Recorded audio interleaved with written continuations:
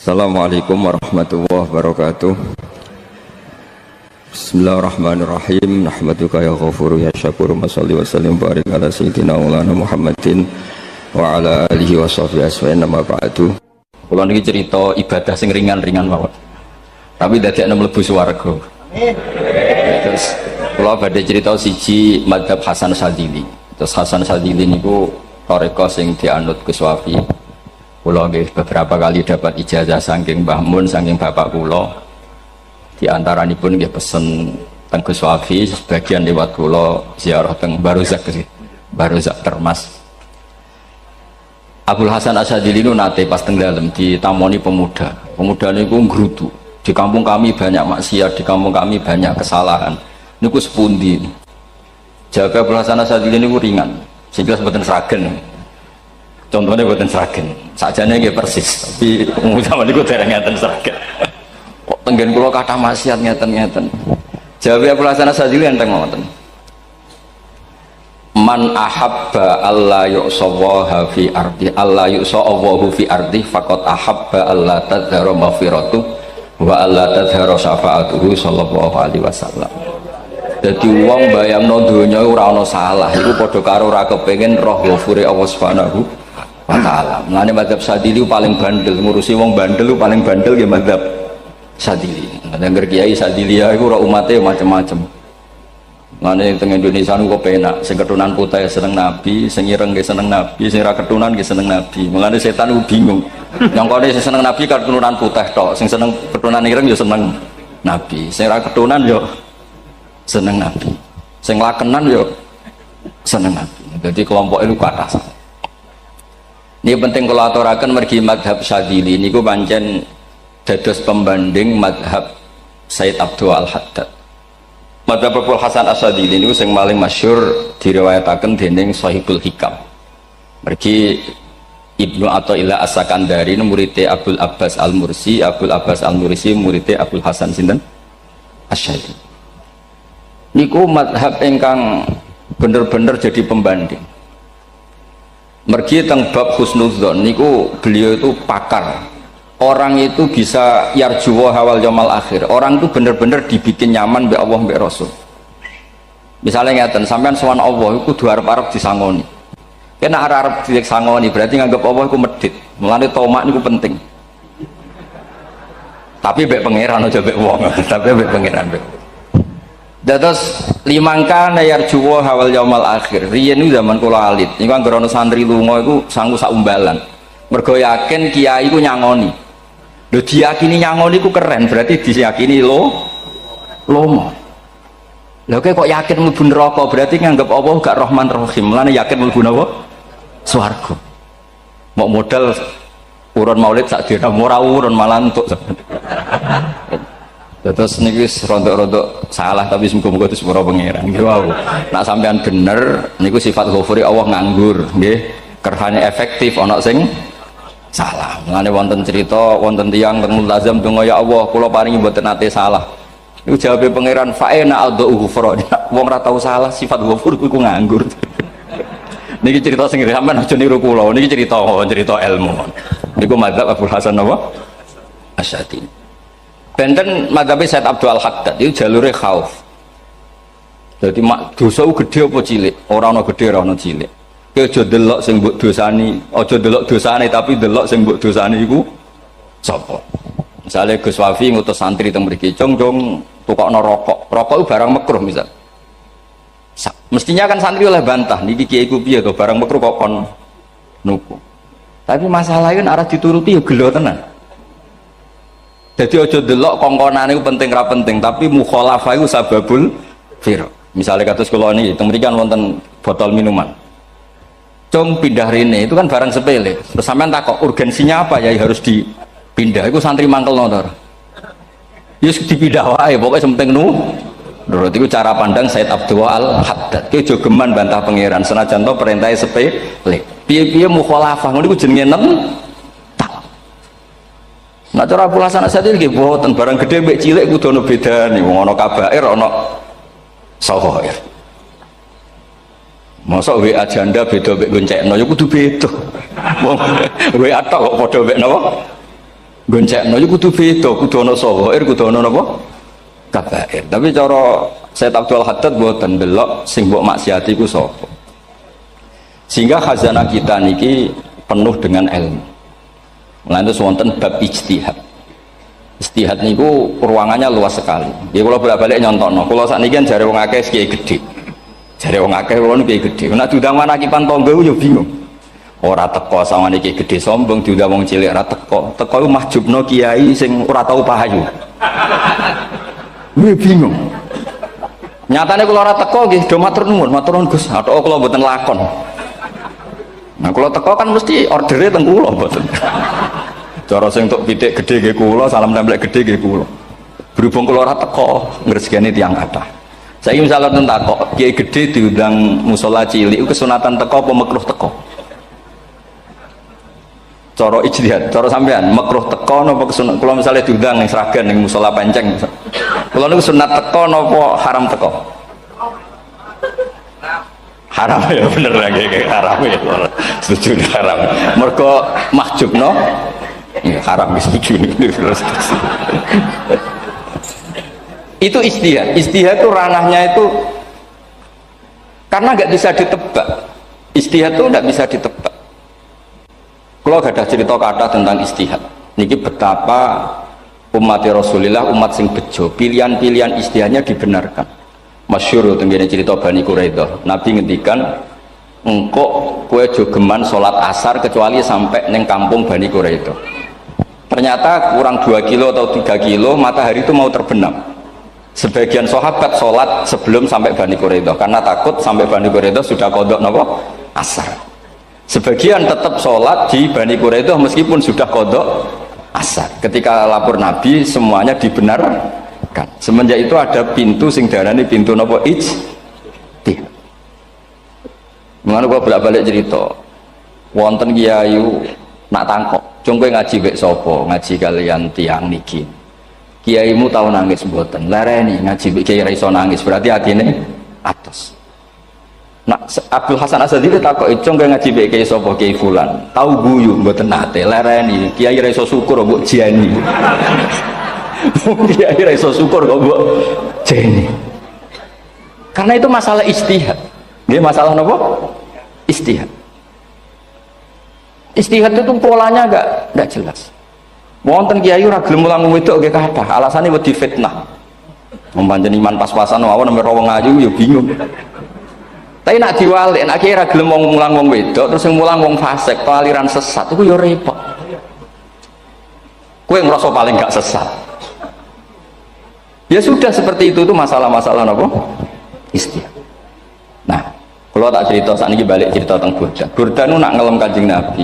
Niku pancen dielmoni tenan. Kalau niku Burda berjanji tiba niku setengah hafal. Pancen riyen mbah kula buyut-buyut kula niku pesene ken hafal tiba, hafal berjanji, hafal Burda. Nggih mboten ngengken ngapal loh, tapi karena sering baca akhirnya hafal. Kalau beri beberapa contoh, ngelem niku nak mboten dielmoni itu kualitasnya ada bagus. Tapi kalau dielmoni itu kualitasnya bagus. Kalau beri contoh begini. Saya itu kalau pidato atau khutbah atau ngaji, apalah terserah istilah jenengan atau ceramah. Biasanya kalau seneng istilah ngaji, itu mesti ikuti sing gampang mawon. Wa ala alihi wa sahbihi ajmain. Ajmain itu kalimatun fariqah bainana wa bainasyiah. Fa innana nukrimu jami'as sahabat. Ajmain itu kalimatun fariqah, kalimat pembeda. Kita ahli sunnah wal jamaah akramu jami'as sahabat. Ada kelompok sing akramu sahabian wa ahanu sahabian akhir, sehingga ajmain itu harus kita baca itu karena itu kalimatun fariqah, kalimat pembeda, kata-katanya hanya ajmain. Begitu juga berjanji itu nak ngelem Nabi niku wa ba'du fa'aqul wa Muhammad bin Abdullah bin Abdul Muttalib wasmu Syaibatul Hamdi Humidat Hisaluhus Saniyah. Karena ketika Rasulullah memaklumatkan jadi Nabi itu problemnya itu nasabnya siapa? Orang-orang yang di Palestina, di Israel, di Yordan, di Syam kalau dulu itu alamatnya Nabi itu harus turunan Ibrahim. Ibrahim sementara orang Syam menurut pengetahuan orang-orang Yahudi Syam. Maka saya berjanji menunjukkan dulu kalau nasabnya Muhammad itu ini terus sampai warafuhu ilal khalili Ibrahimah terus ila dhabi Ismailan isbatu wa mun tamah.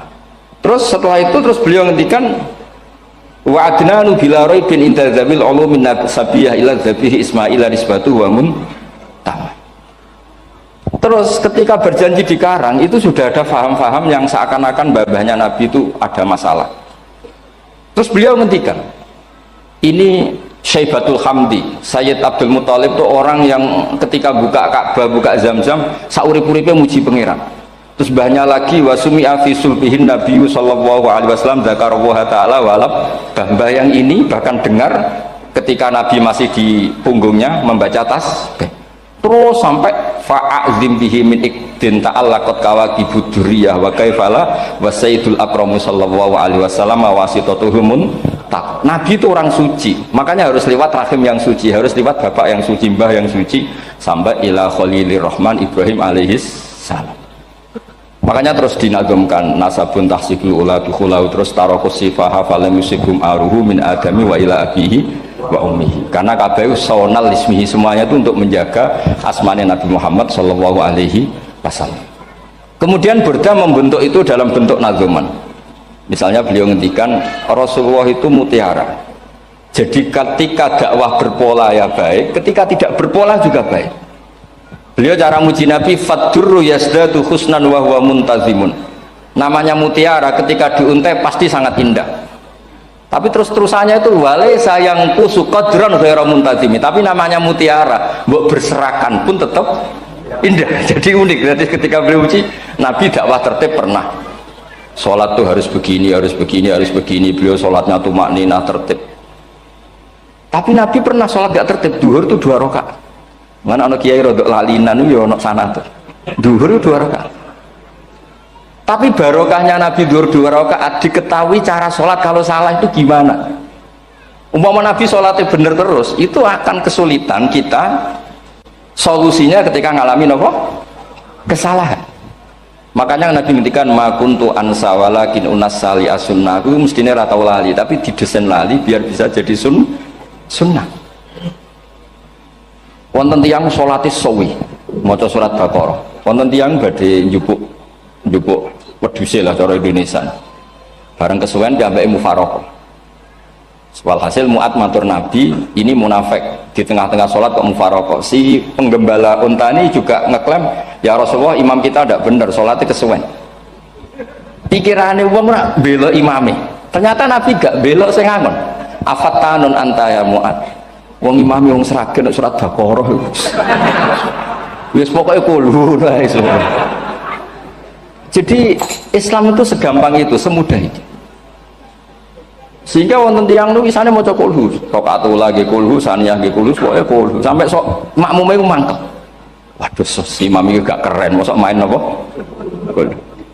Dilaporno, ya Rasulullah ini imam yang kau tugaskan di kampung kami ini amen maca kulhu mau. Ditimbali be Nabi, kenapa kamu baca kulhu terus? Li'annaha sifatullah, karena itu sifatnya Allah, maka saya senang mengulang-ulang sifatnya. Terus kata Nabi, saya barusan dikasih wahyu Allah bahwa Allah mencintai kamu karena kamu mencintai surat kulhu. Nah ini ijazah yang seragam ini ku apa? Hati mocok tiba mocok idza samsu kuwirat bulet nang tengah. Jajal ampun tak tes sak niki. Kiai paling pinter teng seragam kan mocok idza samsu kuwirat di depan umum. Mungkin nak dhewean roh tapi nang ngarepe Habib Doa ngarepe Gus Wafi meriang nak muntir. Wah, nonton niku kula ndek kanca niku imame level desa, bareng imami teng kecamatan salat Id. Mersiapno surat Tabarakalladzi biyadil mulk. Suwengi diapalo lanyah sampai ambek hafid. Niku nyatane nggih malah klirune fatal, malah lali ra maca Fatihah. Saking semangate ben ketok imam keren maca surat napa? Tabar. Jadi yo ribet. Terus kula suwun seneng Nabi niku kados senenge para ulama. Niku nak nyipati Nabi niku gampang.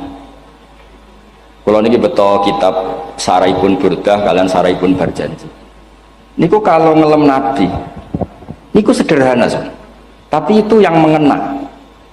Bisa ulang lagi niku sing mengena. Misalnya dawe Imam sing aran Risalah Qusyariyah. Tegene Bukhari ini cerita Bukhari. Nanti semua nabi ketika di akhirat tuh nafsi. Jadi roh prahara kiamat itu pun gak dinyali mau muni nafsi. Nabi nu cek kober ngendikan ummati umat. Ketika semua nabi ku pelo wis ra iso muji pangeran, Nabi Muhammad di depan Allah tesih saged muji. Fa ahmaduhu bimahamida allamani ha rabbi. Ketika nabi lain sudah tidak punya nyali bilang alhamdulillah, Rasulullah masih punya nyali bilang alhamdulillah. Sehingga fa Muhammadun ahmadu min ghairi. Hampir semua ulama ngendikan ahmadu yang Muhammad itu afal tafdil. Fa Muhammadun ahmadu min ghairi. Ketika nabi lain sudah tidak bisa atau tidak punya nyali memuji Allah, Nabi Muhammad masih berani memuji Allah ketika mahsyar. Karena logikanya begini, kira-kira pikirannya nabi-nabi itu wis kiamat, berarti amal harus ditutup lah, buku wis tutup. Tapi tak pikirannya Nabi Muhammad boten ngoten. Allah itu tidak diganggu oleh apapun, tidak kena atau tunduk sama konstitusi apapun. Sampean ra iso ketemu Allah nih pun akhirat, jangan pun boleh macam-macam nih, mau tutup buku betul sakit. Rahmatnya Allah tidak bisa dibatasi oleh akhirat.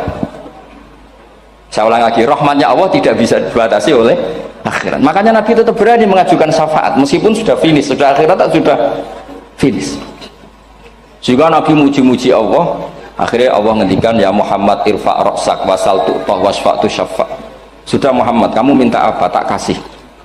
Saatnya beliau minta hak nopo syafaat, disebut maqamam mahmud. Dan ini kula waos kitab kersane orisinil niki betapa sayangi Rasulullah SAW teng kita. Ketika nabi lain tidak punya nyali kecuali mikir dirinya sendiri, jadi punya ngendikan nafsi-nafsi, Nabi Muhammad tasih gada nyali ngendikan apa ummati umat. Itu bukti bahwa nabi itu nggak pernah nggak mikir umatnya. Wala sawfa yu'tika rabbuka apa? Fatar. Ini Nabi cek jawab, fawwah la ardo wa wahidun ummati finnar. Kalau engkau memberi saya sampai saya puas, maka saya tidak puas dan satu dari umatku masih menjadi ahli nopo. Ini kalau waos nak sampean orang nangis kebablas. Ini cerita betapa Rasulullah SAW. Niki jarang tiang maos niki kalau waos kersane tambah mahabbat Rasulullah SAW. Dados niki kalau cerita ketika Rasulullah ketemu pangeran teng Sidratil Muntaha niku diredaksekno burdah nggih diredaksekno burdah fakhusta kulla fakharin ghaira mustarakin. Engkau mendapat kehormatan yang tidak tersaingi. Fakhusta kulla fakharin ghaira mustarakin. Jadi engkau mendapat kehormatan yang tidak akan tersaingi. Wajusta kulla maqamin ghaira mustahami. Tawahusta kulla maqamin ghaira mustahami. Dan engkau mendapat satu derajat yang enggak mungkin tersaingi. Mustaham itu enggak tersaingi lah. Walhasil ternyata derajat itu apa? Gini ku ketika Rasulullah ketemu Allah Ta'ala teng Sidratil Muntaha niku Sayyidah Aisyah radhiyallahu anha tangklet, ya Rasulullah mal ladzi auha ilaika rabbuk idz qala fa auha ila abdihi ma auha. Qala ya Aisyah aturidina anta alami ma la ya'lamuhu Jibril wala Mikail wala nabiyyun mursalun wala malakun muqarrabun. Nggih Aisyah, bagaimana mungkin kamu tanya sesuatu yang bahkan Jibril itu tidak tahu, Mikail itu tidak tahu, dan semua malaikat yang dekat maupun nabi yang jadi rasul semuanya tidak tahu hubungan saya, kedekatan saya dengan Allah membicarakan apa. Niku sing dimaksud burdah kaima tafuza biwaslin ayya mustatarin wonten sing maca ayyi mustatarin anil uyuni wasirrin ayya muktatamin. Jadi nabi ketika ketemu Allah di Sidratil Muntaha itu ada misteri yang hanya nabi yang tahu. Nabi niki ibu-ibu harus bangga Sayyidah Aisyah jenenge bojo wanita tanglet. Ambek nabi itu sing ngeles. Itu rahasia yang Jibril saja tidak tahu, Mikail saja tidak tahu, masa kamu tanya? Niki khase wong putri ini. Ya Aisyah, as'aluka bi Abi Bakrin ila ma a'lam tani. Gimana cara Jawa tak kandakno mertuamu nek gak gelem cerita. Terus kunane kuno niku nggih wong wedok niku saged ngancam niku. Jadi kamane wis ngancam. Aku lapor bapakku, aku juga mulai sama nanti bojo kapan. Ya rada ribet jenengan ngadepi wong wedok niku rada ribet. Terus faqala akhirnya Nabi cerita, tapi ya tentu tidak semuanya diceritakan. Inni lama kuntu qaba qausaini qultu Allahumma innaka adzabta al umam ba'duhum bil hijar wa ba'duhum bil masih. Oh ya, ini halaman 63 62 teng kitab Khasyatul Bajuri alal Burdah. Ya, kitab Khasyatul Bajuri alal Burdah. Ya Allah, engkau menyiksa umat-umat sebelum umat saya, sebagian bil hijarah wa ba'dum bil mashi wa ba'dum bil khosfi. Fama anta fa'ilun bi ummati. Lalu yang akan kau lakukan untuk umatku itu apa? Reputasi jenengan sama orang-orang yang durhaka itu selalu menyiksa. Ada yang pakai batu, yang dilikuifaksi, ada yang pakai ini nih. Mosok umatnya kekasih jenengan podo ngoten. Berarti Nabi ku mun nego lah, nego supaya gak sama. Faqala unzilu alaihimur rahmah min ananis sama wa ubaddilu sayiatihim hasanat. Ndak, saya ndak seperti itu dengan umatmu. Waman sa'alani a'taituhu waman tawakkala saterusé. Terus wa fid dunya asturu alal usad wa fil akhirah usyaffi'u kafihim. Orang-orang yang masih maksiat di dunia tak kasih hak tobat, dan nanti di akhirat tak kasih hak syafaat. Engkau tak kasih hak syafaat. Mulane ini penting dingertosi, bilih ukuran Nabi baik itu gampang nak sampean ngaji ngangge ilmu. Syafaati li ahlil kabair min ummati, sok syafaatku kanggo ngomong sing salah akeh. Wong Nabi ku ra melok dosa kok mikir nyafaati. Nek rapi-apike wong ra mungkin. Wong sing dosa iku sampean, sing salah sampean, sing mikir solusine Kanjeng. Nah, belum wong kok apikane ngono iku gak mungkin ta wong.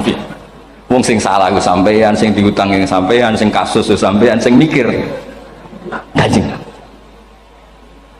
Nah, itu cara ulama ngelem Kanjeng Nabi. Mulane khodam tuhu bimatihin astaqilu bihi dzunuba umrim madha fi syi'ri wal khodami. Dadi aku ngelem Nabi iku sebagai bentuk ngelem sing ndadekno dosaku ben disepuro pangeran. Misalnya kita suka Alphard, muji Alphard, suka Innova, muji Innova, suka kebun, muji kebun. Sing ribet itu nak suka hewan, seneng kucing, nggak ngelem kucingnya. Lu bareng ngelem Kanjeng Nabi kok ora iso. Lane jare Burdah, aku iku ngelem apa tau iso, mosok aku ora tau ngelem Kanjeng Nabi. Makanya terus beliau hidupnya, kemampuan syairnya didedikasikan hanya nggo ngelem Kanjeng Nabi Muhammad sallallahu alaihi wasallam. Makanya terus ngendikan wa huli kholasi khaira multazim. Saya dedikasikan kecerdasan saya untuk ngelem Kanjeng dan Nabi, dan itu solusi terbaik.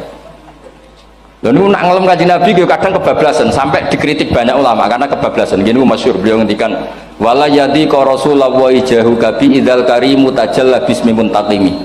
Wonten naskah sing tahalla dua wau teng mriki diwaos napa tahalla napa tajalla tahalla ya. Wonten naskah tahalla wonten tajalla artosipun ngeten. Ya Allah, nabimu ini engkau gelari nabi yang ar-raufur rahim, sebagaimana yang sering disebut Habib Ali Al-Habsyi. Jika nabimu itu ar-raufur rahim, maka ketika engkau mau menyiksa saya dengan atas nama engkau al-muntaqim, zat yang tukang nyiksa, yang menyiksa, maka gelar engkau kepada nabi yang ar-raufur rahim kamu kemanakan? Jenengan kudu konsisten, terus kadung ngarani nabi ini jenengan raufur rahim. Maka sifat jenengan yang muntakim jangan pakai dulu, karena saya ini umatnya Nabi yang kamu beri gelar Raufur Rahim. Paham tak jenengan? Maksudnya ya ojo sida nyiksa wong kadung mbok arani Raufur Rahim. Dadi wala yadi ka Rasulullahi jahu kabi idzal karimu tajalla tatahalla bismimun takib. Terus sekarang Burdah jenenge Muhammad. Allah kadung janji wong sing jenenge Muhammad ora bakal disiksa. Sebetulnya maknanya ya Muhammad Sayyidul Anbiya nih. Tapi ketika ono panggilan Muhammad ke depan, Muhammad gak boleh disiksa. Jeneng kula nggih Muhammad. Terus Burdah nu saking yakine ngendikan fa innali zimmatan minhu bi tasmiyati Muhammadan wa huwa afal khalqi bi zimman. Gusti jenengan kudu eling nami kula niku Muhammad. Wong sing jenenge Muhammad itu ora oleh disiksa. Padahal maksudnya ora oleh disiksa kan kanjeng Nabi Muhammad, tapi piyambake namine Muhammad. Terus ngendikan malih in ati dzamban fama ahdi bimun taqidi minan nabi wala habli bimun sorim. Gusti kula pun iman mbek jenengan. Iman itu nilainya tertinggi. Jenenge iman nilai tertinggi, maka iman nggak bisa dibatalkan hanya karena saya salah. Berarti pangeran kok diruwayu dipeksa kudu ngakoni nek dene umat Rasulullah sallallahu alaihi wasallam, dan in ati lamun nekani ingsun dzamban ing dosa fama ahdi bimuntaqidin, maka perjanjian saya dengan engkau tidak boleh dibatalkan. Itu termasuk hebatnya umat Rasulullah sallallahu alaihi wasallam. apapun salahnya niku tetap diakoni umat Rasulullah sallallahu alaihi wasallam. Mergo termasuk kelebihan Nabi itu gak ada hak napa syafaat. Nggih eling-eling termasuk kelebihan Nabi itu gak ada hak napa syafaat. Meskipun kita tetap khawatir jenenge dosa ge istighfar, tapi aja dadi putus asa mergo napa in anti dzamban fama ahdi bimuntaqidi minan nabiyyi wala habli bimun sorim. Terus niku cerita-cerita madhe ulama teng Rasulullah sallallahu alaihi wasallam. Mereka milih kata-kata sing wong apik eling terus. Nggih eling terus. Wau kados wau fadurru yasdadu husnan wa huwa muntazimu wa laysa yanqusu qadran ghairumun. Jadi dulu tuh pernah ada faham-faham sing cara zahiri hadis iku abai nabi itu seperti ini cara zahiri hadis. Tapi ahli sunnah wal jamaah terus di pendapat bapak nabi ku min ahlil jannah. Mergo apa? Wa kaifala wa sayyidul akramu sallallahu alaihi wasallam wasitatul muntaqah. Nabi itu orang suci, pasti lewat rahim-rahim yang suci. Minal aslabi thahira ilal arhamiz zakiyatil fakhira. Itu logika yang dibangun. Sehingga terus mantep barokah wau mau sedibak mau berjanji kiyakan wong Islam an-nabi min abihi wa ila jaddi sampai Adam niku kabeh tarokus sifaha falam yusibhum aruhu min adami wa ila abihi wa ummi. Begitu juga masalah iman. Soal misalnya ada pertanyaan ilmiah, lalu Ibrahim gimana? Karena nanya Azar itu kafir.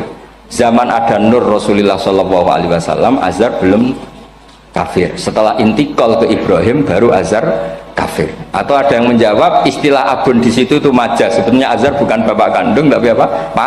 Paman. Selalu ada jawaban ilmiah dari ulama-ulama ahli sunnah wal jamaah. Tapi kalau pesen teng jenengan sementing niku mau berjanji napa bodan itu ada 1-2 bait yang jenengan tahu maknanya. Sehingga nanti kualitas mahabbah kita, kualitas kecintaan kita pada Rasulullah sallallahu alaihi wasallam niku tambah.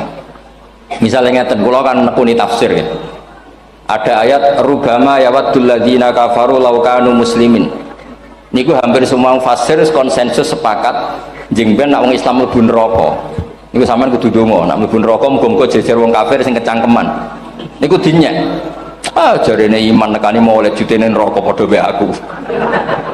Apa meneh misalnya sampean hafal Quran jejer wong sing hafal jare kapit kok ora mlebu napa neraka. Kudu ana sing ngenyek. Mergo Allah nu tersinggung sakwise ana wong sing napa ngenyek. Akhirnya Allah tersinggung. Niku sing diceritakno tiba.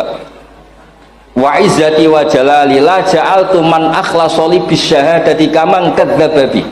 Adkhiluhumul jannata bi rahmati.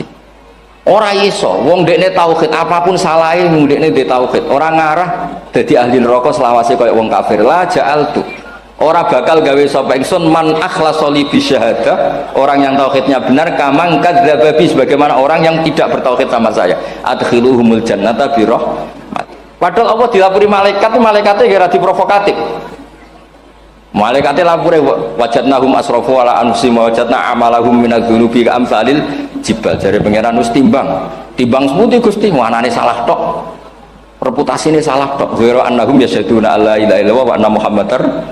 Niku jawabe pangeran wa izzati wa jalali la ja'altu man akhlasoli kaman kadzdzaba bi adkhiluhumul jannata bi rahmati. Nah, lafat-lafat seperti ini kita akan punya harapan ketika ndelok umat sing carane iman tesih blepotan, carane sholat cek blepotan, carane zakat cek blepotan.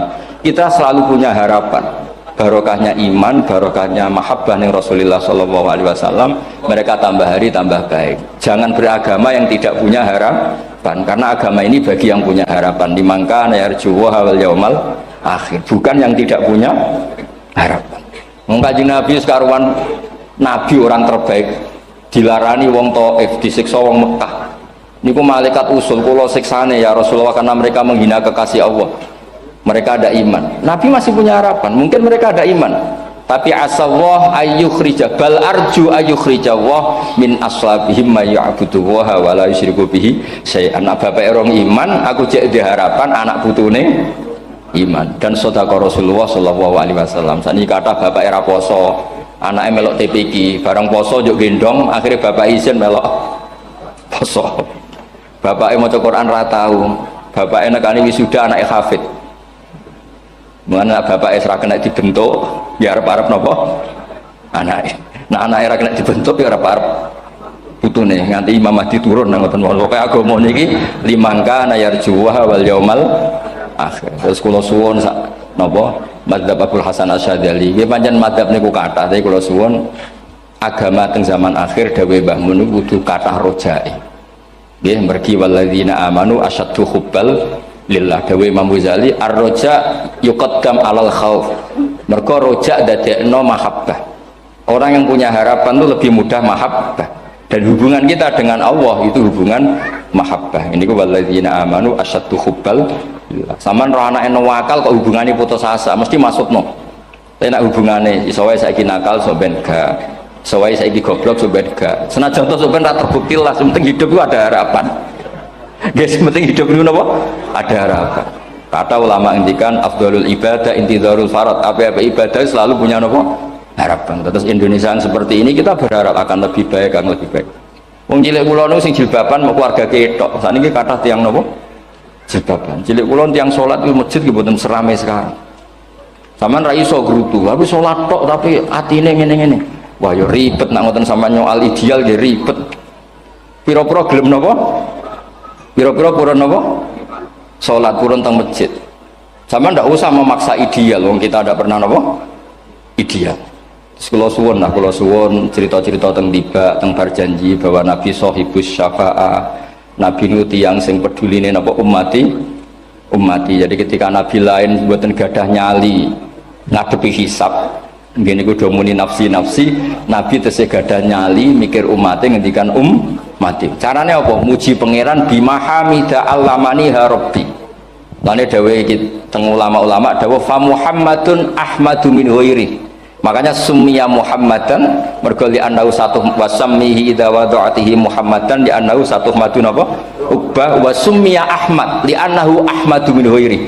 Niku hampir semua ulama ngendikan ketika teng mahsyar semuanya Nabi gak punya nyali untuk matur minta sama Allah mergo wis kiamat berarti wis finis. Nabi tesih gak ada pikiran Allah itu tidak terhalangi oleh kiamat, Allah tidak terhalangi oleh akhirat, Allah tidak bisa dihalangi apapun, sehingga Nabi tetap wani jaluk pangeran. Berarti mujine Nabi itu lebih tok karena tahu Allah itu tidak terbatasi. Nah karena Allah tidak terbatasi, podo-podo Allah wapian, wis tak jaluk kanggo umatku sing mati alat tauhid. Berhubung Nabi ngoten terus Allah ngendikan ya Muhammad irfa ra'sak napa wasal tu'tah wasfa tusaffa. Muhammad kepala kamu angkat, kamu minta apa saya turutin. Terus Nabi minta hak napa syafaat. Seseorang bertobat. Dulu umatnya Nabi Musa ada yang menyembah anak sapi, ijel itu, harus tobat. Itu tobatnya ekstrim betul. Kalau tobat sekarang kan cukup istighfar sama istighosah. Kalau dulu enggak, liyak tulal bari umingkum al mujrimah, yang terbebas dari dosa menyembah anak sapi, membunuh yang terlibat atau pernah menyembah anak sapi. Makanya ayatnya apa? Fatubu ila bari'ikum faqtulu anfusakum. Ya, jadi orang-orang yang pernah menyembah anak sapi itu tobatnya apa? Faktulu anfusakum. Sebab itu semua ulama berkewajiban menerangkan nasa mansukh. Sampai Sayyidina Ali suatu saat ada mubalek atau ustadz itu ngajar di masjid, ditanya, kamu tahu nasa mansukh enggak? Enggak tahu. Terus kata Sayyidina Ali, berhenti jadi mubalek, lisensinya dicopot. Dicopot, kemudian halakta wa ahlakta, kamu rusak juga merusak. Kenapa demikian? Logikanya begini, semua nabi itu kan panutan. Saya ulang lagi ya, semua nabi itu panutan. Tapi kalau kamu tidak tahu nasaman, so jangan-jangan kamu ikut nabi sebelum kamu, yang nasahnya itu syariatnya sudah apa? Mansukhoh, sudah di nasah. Itu kayak kasus Sunda Wiwitan ini. Itu gak mau punya Nabi Muhammad karena kurang keren, kurang sepuh. Nabinya langsung Nabi Adam. Resikonya adalah beberapa aliran sesat itu, aliran yang kurang benar itu, zaman Nabi Adam kawinan otomatis sama saudaranya. Lalu masa sekarang kita membolehkan kawin sama apa? Kalau sama Nabi Adam mau tidak mau. Karena yang cowoknya ya bin Adam, putrinya binti Adam. Lalu Allah bikin satu sunnah yang suami istri itu harus beda, yaitu satu kandungan itu melahirkan satu pasang. Dan mulai dulu memang pasangannya orang jelek itu orang cantik. Makanya agak sial itu yang perempuan-perempuan itu. Memang mulai dulu gitu. Kalau cantik itu kesunatannya dapat jelek. Gitu. Nanti sama-sama masuk surga. Karena yang cowoknya ibadahnya syukur, yang ceweknya sabar. Gitu. Itu nanti sama-sama. Nah kebetulan si Qabil itu ganteng sekali Qabil. Berpasangan dengan Labuda itu jelek gembrot, pokoknya tidak cantik. Enggak lah, kebalik. Qabil itu berpasangan sama Iklimah. Jadi Qabil ganteng, punya adik kandung namanya Iklimah itu cantik sekali. Yang Habil itu rapati apa? Berarti yang Habil apa? Ya dapati ganteng, berbarengan dengan Labuda juga dapati cantik. Nah karena tadi ya berarti Qabil bareng siapa? Iklimah, Habil, Labuda. Maka untuk kawin ini nggak boleh satu kandungan. Jadi dulu karena nggak ada perbedaan ibu bapak, mau tidak mau beda. Yang penting beda. Yaitu akhirnya apa? Qabil dapat Labuda, yang Habil dapat Iklimah karena beda kandungan. Itu sudah cukup. Akhirnya kan nggak terima si Qabil. Masa orang ganteng dapat orang jelek. Jadi mulai dulu itu maunya orang ganteng ya dapat orang cantik, nggak terima. Tapi Allah ngatur seperti itu. Akhirnya terjadi percekcokan. Nah, dulu itu semuanya itu religius, sehingga ukuran percekcokannya masih religi, yaitu ya gini saja, kita ngadakan korban, yang diterima itu ya menang. Ya ternyata dalam kompetisi itu yang menang siapa? Habil. Akhirnya Habil jadi menikahi siapa? Iklim. Kalau sekarang kompetisinya kan siapa paling kaya ya menang, lebih gampang. Nah kemudian bayangkan misalnya, ya saya ini menerangkan asa mansuh. Kita semua sering ngomong, sering berkoar-koar, sering menyarankan atau mewajibkan para nabi itu panutan dalam semua perilakunya. Ternyata ada beberapa perilaku yang sudah dinasakh atau dihapus ketentuannya oleh syariatnya Rasulullah Shallallahu Alaihi Wasallam. Maka mengenali asa mansuh itu keharusan dalam ulumul Quran. Ya, makanya Allah mengatakan apa? Manansakh min ayatin aw nunsiha pasti na'ti bi khairim minha aw misli. Jadi saya nerangkan nasakh mansuh itu dua sesi. Satu sesi antar nabi, dua di internal syariatnya apa? Sekali saja hari ini tok, sudah setelah itu anggap pinter sudah. Kalau sudah jangan tanya lagi. Nah, ada beberapa lagi syariat yang masalah metode. Dulu Nabi Nuh itu dibolehkan oleh Allah saking mangkelnya sama orang kafir. Saya ulang lagi, orang kafir itu kan biadab sekali, nempat buminya Allah, makan rezekinya Allah, kemudian mengkafirkan Allah. Pikirannya Nabi Nuh, orang biadab gini nggak layak hidup, itu pikirannya Nabi Nuh. Kalau dia pakai militer, tidak punya militer, ya pakai langit akhirnya. Pakai kekuatan langit, beliau berdoa, Rabbi la tazar alal ardi minal kafirina dayyar. Innaka intazarhum yudillu ibadaka wa la yalidu illa fajirong kafar. Ya Allah, mereka ini orang-orang kafir. Padahal pakai bumi engkau, pakai rezeki engkau. Matikan semua saja. Jangan sisakan satu pun. Karena kalau masih sisa, nanti anak turunnya ya gitu. Gennya gendo ya pasti melahirkan gendo. Gen, wa la yalidu illa fajirong kafar. Kalau kamu sisakan pasti melahirkan generasi gendo lagi, kafir lagi. Dituruti sama Allah. Kecuali orang 80 yang ikut Nabi Nuh. Nah orang 80 yang ikut Nabi Nuh ini selamat karena iman. Maka generasi yang sekarang ini termasuk saya semua ini, semuanya turunan orang iman. Maka kita ini punya dua status. Satu, Allah kadang manggil kita ya Bani Adam, karena faktanya kita turunan Nabi apa? Adam. Panggilan kedua adalah Zurriyataman Hamalna Manu, orang-orang sekarang itu pasti turunan orang yang ikut perahunya Nabi Nuh. Jadi nasab kita ini sudah steril, sudah tidak ada nasab lewat kafir, karena yang kafir sudah habis. Semua orang sekarang itu turunan Nabi Nuh, yaitu disebut apa? Dzurriyyataman hamal nama, yaitu sekitar orang 80. Nah, oleh Allah Subhanahu Wa Taala syariat seperti ini pernah dituruti, yaitu akhirnya mereka mati semua, kecuali orang 80 yang mukmin. Tapi uniknya Allah apa? Era Rasulullah SAW, Nabi kita Nabi Muhammad itu diutus rahmatan lil alamin. Ketika Nabi didustakan, diusir, disakiti, malaikat gunung, beberapa malaikat sing ahli adab spesial eksekutor lah kira-kira gitu. Muhammad, kamu bilang saja ke saya, kalau kamu ingin orang-orang Mekah bujal CS, saya hancurkan. Tapi apa kata Nabi? Saya berharap kalau mereka belum iman, anak cucunya iman. Karena bagaimanapun sperma ya atau calon bayi atau calon keturunan itu kan ada fi aslabir rijal atau fi zuhurir rijal. Jadi kalau dalam ilmu agama itu gen manusia itu disimpan di zuhurir rijal di punggung lelaki. Nanti dipindah ke arhamin nisa. Logikanya gini. Ini dengerin ya. Logikanya gini, misalnya Abu Jahal itu di situ ada orang namanya Ikrimah, itu anaknya Abu Jahal, itu orang mukmin. Akhirnya ya jadi orang alim.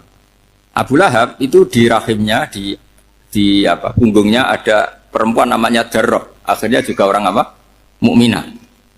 Saya berikan contoh. Khalid bin Walid itu anaknya Walid. Walid itu musuh besarnya Rasulullah, tapi di punggungnya ada orang bernama Khalid. Ini dengerin. Nah di punggung ini kira-kira Allah sudah tahu apa belum? Jawabannya sudah. Artinya kalau ini mati atau kamu bunuh, kamu sebenarnya nggak bunuh orang kafir saja, bunuh calon orang mukmin yang sekarang masih bersemayam di punggungnya orang-orang kafir. Jadi bisa saja orang yang sedang kafir itu ada sekian calon generasi yang suatu saat mukmin. Itu syariat yang diajarkan ke Rasulullah SAW. Karena kasofnya Nabi, kasof itu satu kondisi di mana seorang Nabi itu dipertontonkan sesuatu yang nggak kelihatan. Itu dalam bahasa Arab kasof atau mukasyafa. Nabi dipertontonkan ternyata banyak orang kafir yang di punggungnya itu ada calon generasi mukmin atau muslim. Akhirnya Nabi nggak berani. Jangan bunuh. Mungkin bapaknya ada iman tapi anaknya iman. Betul, Abu Jahal punya anak Ikrimah, Abu Lahab punya anak Darroh, Walid punya anak siapa? Walid. Itu mirip seperti kita, bapak era sholat, anak ETPK sholat, akhirnya bapaknya katut sholat. Banyak nggak di Indonesia, bapaknya tidak bisa baca Quran, anaknya hafid. Jadi kalau bapaknya kamu habisi, tidak ada yang meselin. Makanya biarkan hidup saja. Nah, artinya gini, andaikan tidak ada ulama yang menerangkan nasa mansuh, dikira syariat Nabi Nuh itu abadan mu'abbadat, selamanya lama. Jika main teror sama orang kafir sah berdasar Nabi Nuh, padahal kita sudah ganti Nabi, yaitu syariatnya Rasulullah SAW. Masyhur itu ketika Nabi ngendikan, saya tidak minta mereka dihukum, tapi ya Allah saya minta Allah mahdi qaumi fa innahum layak lamun. Mereka kafir itu karena tidak tahu. Sehingga ada periode. Loh kalau perang itu beda, perang itu konteksnya duel, itu tidak harus sama Abu Jahal, Abu Lahab.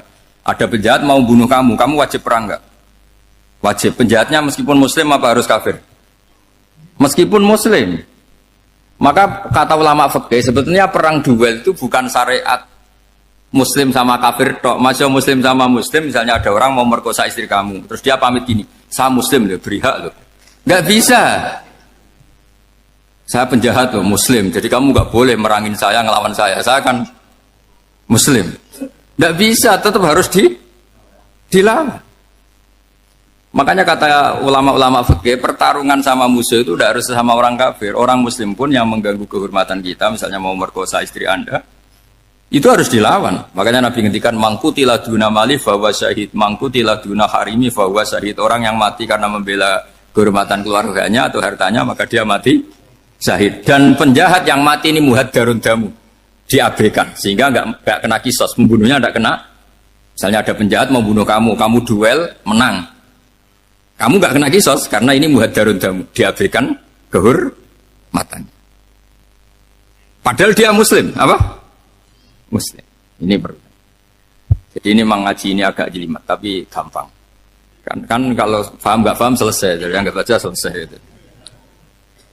Sehingga kalau nggak ada nasa mansuh, maka orang selalu berpikir, pokoknya yang penting ikut Nabi. Lah itu bahayanya kalau Anda tidak tahu detail, jangan-jangan syariat yang kamu ikuti itu syariat yang sudah berstatus mansukhoh, telah dicabut. Dan itu banyak. Makanya kata Sayyidina Ali ketika ada orang ngajar gak tahu nasa mansuh, halakta wa ahlakta, kamu rusak dan merusak orang lain. Seperti tadi pernah ada kawin itu satu turunan, yaitu era Nabi Adam. Masa kita sekarang kawin sama satu turunan, kan nggak mungkin. Ya kan, pernah ada membumi hanguskan orang kafir, yaitu syariatnya Nabi Nuh. Itu dihapus oleh syariatnya Nabi Ibrahim dulu. Yaitu Nabi Ibrahim menghentikan apa? Faman tabi'ani fa innahu minni wa man asani fa innaka ghafurur rahim. Ya, kalau orang ikut saya ya Allah ya pasti golongan saya. Kalau yang masih maksiat, masih balelo, saya berharap engkau ampuni.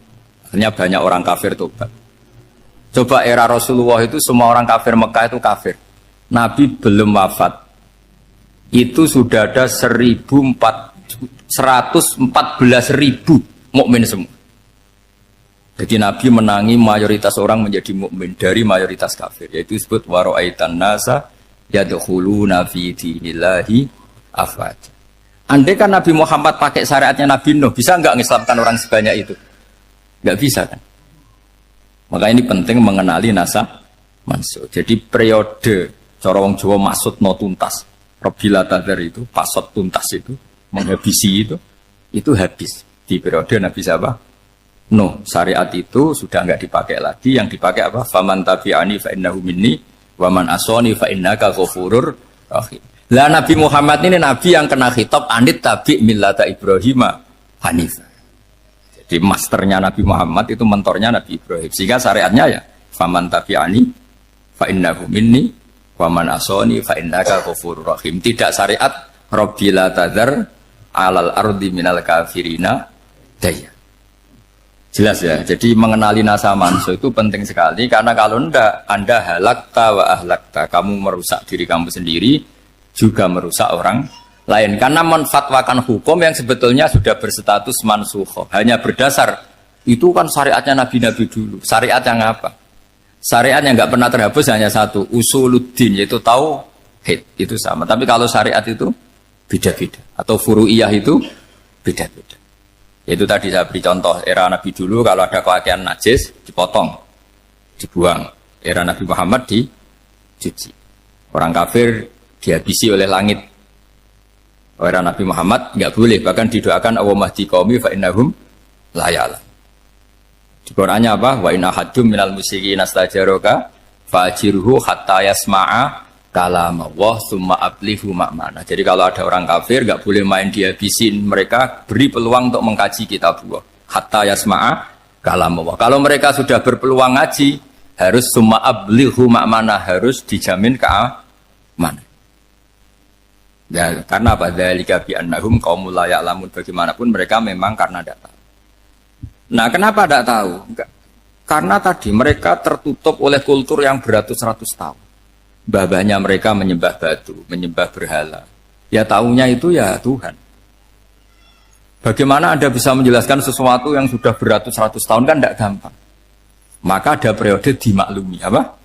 Kalau era sampean kan, mosok waktu disembah saking gobloknya orang, kamu lahir kan sudah nyembah Allah, tidak nyembah batu. Bayangkan kalau kamu jadi mereka. Wong perut kamu saja disuruh makan pizza sakit kok, karena saking lamanya makan sambal kan gitu. Kamu bilang perempuan Indonesia saja cantik kok, saking lamanya jadi orang Indonesia. Padahal orang Indonesia tanyakan orang Eropa, cantiknya di mana? Kamu lahir di Afrika, bilang orang Afrika itu cantik, tanyakan orang Eropa, cantiknya di mana? Hitam gitu kok. Jadi orang itu pasti terkooptasi oleh sekelilingnya. Orang Afrika akan bilang, wanita Afrika itu cantik. Coba tanyakan orang Eropa, cantik apa enggak? Belas. Orang Eropa yang kulitnya gitu, kata orang Eropa indah, kata sampean. Koyok anaknya kebo katanya. Jadi orang itu akan terkooptasi oleh sekelilingnya. Bayangkan kalau semua orang nyembah berhala, terus kamu tidak, alasan kamu apa? Kan menentang mayoritas. Dan itu berat. Maka dimaklumi oleh Allah. Dzalika bi annahum qaumul la ya'lamun. Nah, pemakluman ini yang mulai sekarang terkikis. Orang main pukul saja nggak mau ngaji. Nggak mau ngaji Quran secara kafah. Jadi fatwanya Islam kafah, tapi ngajinya Quran tidak kafah. Ngambil 1-2 potongan ayat dipakai dalil. Jadi Islamnya inginnya kafah, tapi ngajinya Quran tidak. Kalau kafah ya hafal 30 juz itu. Kalau mau ya, kalau mau kafah ya hafal berapa? 30 juz. Makanya saya sering bilang, saya sering dinasihati orang. Karena belum tahu saya ini hafal Quran.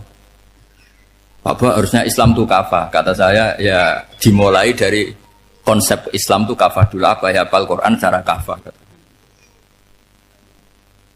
Jadi ini penting saya utarakan. Bahaya sekali orang mengenali Islam tanpa mengenali nasah mansukh. Karena beberapa syariat Nabi sebelum kita itu berstatus mansukh.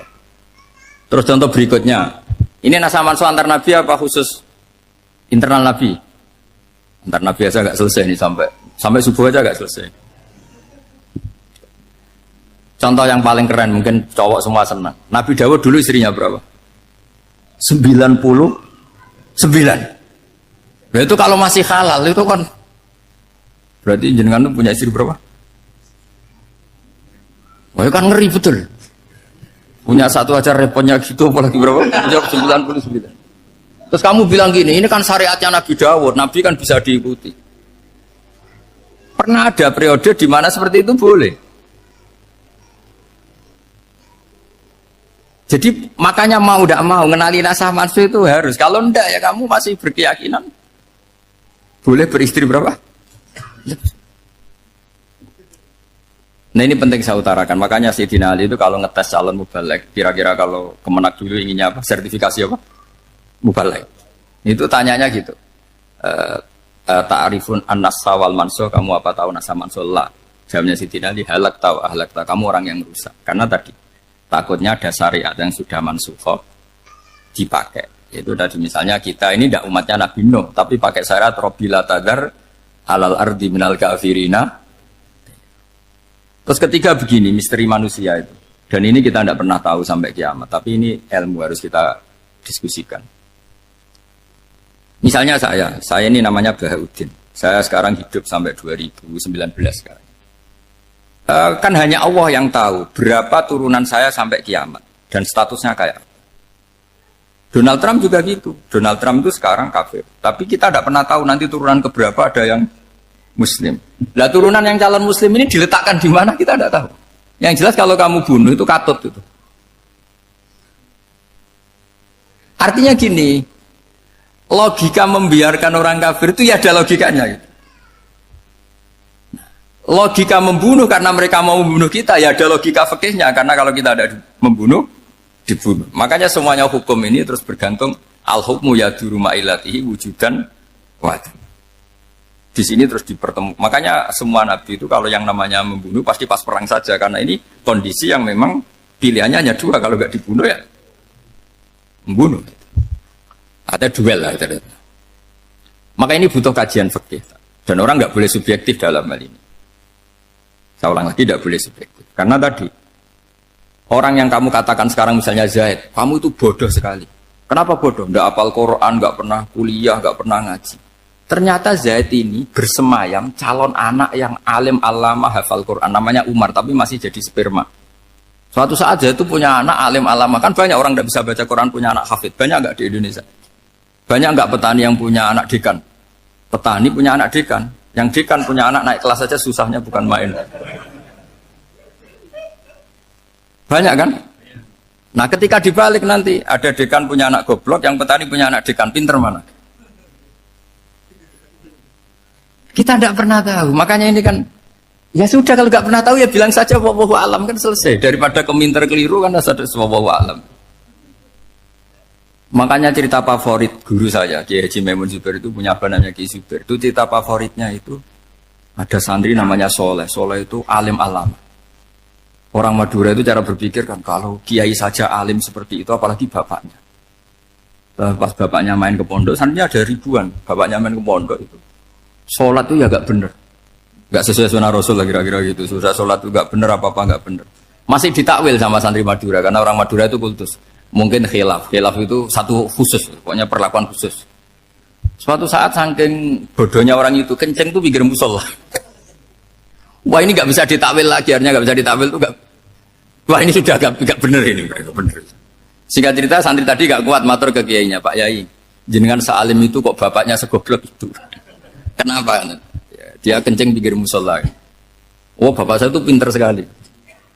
Kok bisa? Karena beliau yang memutuskan saya mondok sampai saya jadi alim alama seperti ini. Yang bodoh itu mbah saya. Bodoh itu mbah saya.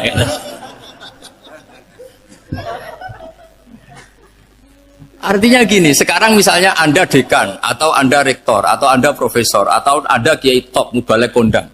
Anda mubalek kondang terus punya anak, gobloknya bukan main. Atau apalagi anaknya ketangkep KPK.